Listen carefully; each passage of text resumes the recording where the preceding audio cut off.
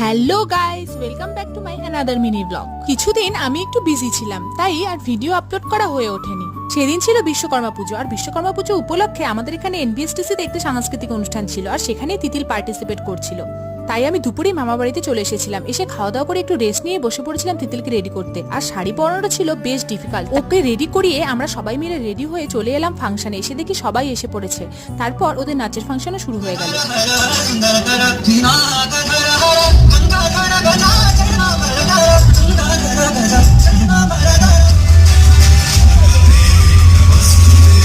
তিতিলের নাচ শেষ হওয়ার পরে আমরা সবাই মিলে হাঁটতে হাঁটতে ঠাকুরের প্রতিমাটা দেখতে চলে এলাম।